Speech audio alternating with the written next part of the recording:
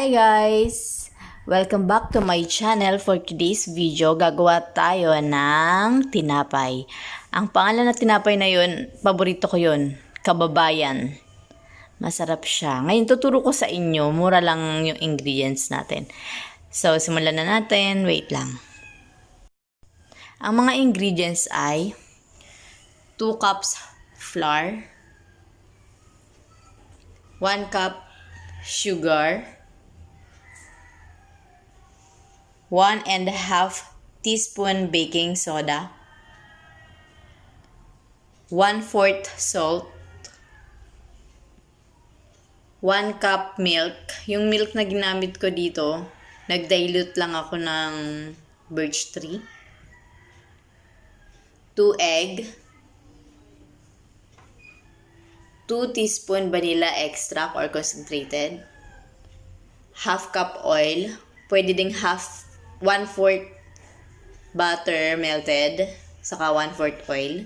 Pero dahil wala akong butter, ginamit ko 1/2 cup oil. Then, 1/4 yellow food coloring. Tara, start na tayo. Lagyan na natin ang 2 cups flour.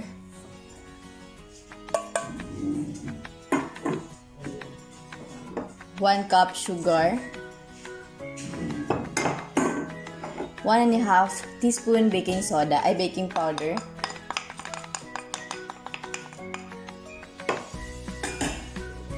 1/4 salt teaspoon. Mix natin. Mas maganda kung meron kayong wire whisk. Dahil wala akong wire whisk, wooden spoon na lang ginamit ko. Haluin natin maigi.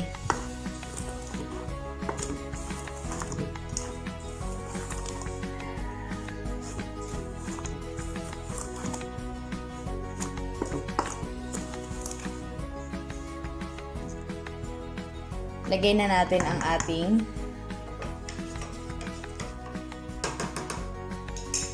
one cup milk,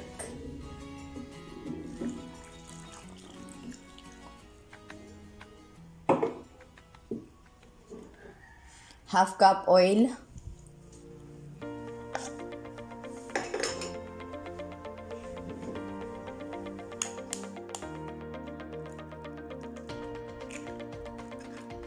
two eggs,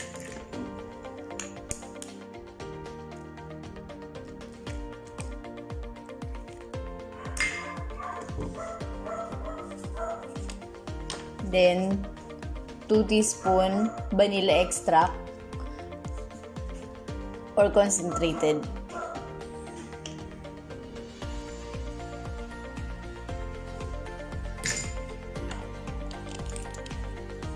Then, mix na natin.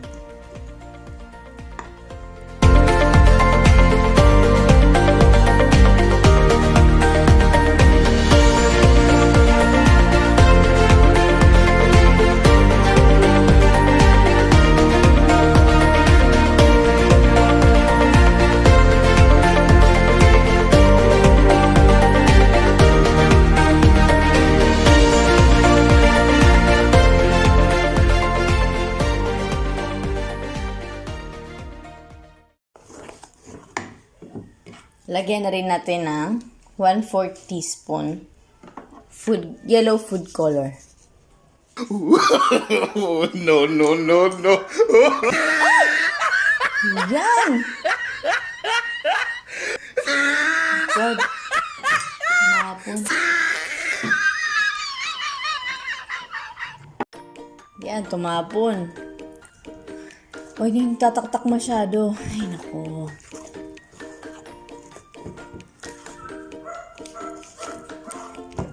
Haluin niya maigi.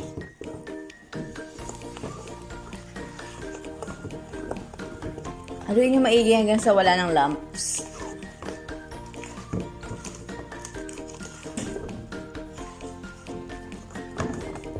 Tapos papakita ko sa inyo mamaya pag nilagay na natin sa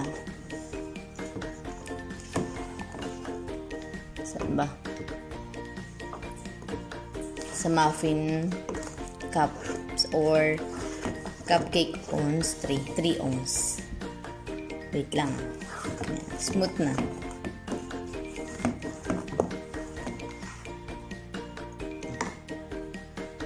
Ito yung gagamitin nating pan. 3 ounce cupcake baking pan. Kaya ganito yan kasi hindi kasya sa oven ko dati. Lagyan natin to ng oil para mabilis matanggal. Tapos lagyan natin yung mixture hanggang dito. 3/4 cup full. Para may paglagyan pa siya ng pag-alsa niya.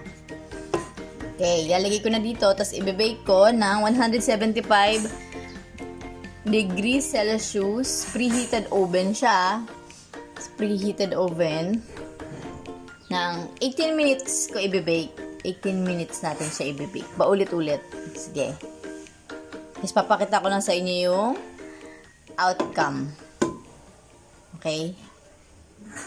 Ito na ang aking kababayan. Ay, masarap yung toasted. Yan. Natikman na nila at masarap daw. Try nyo na. Murang-mura. Bye!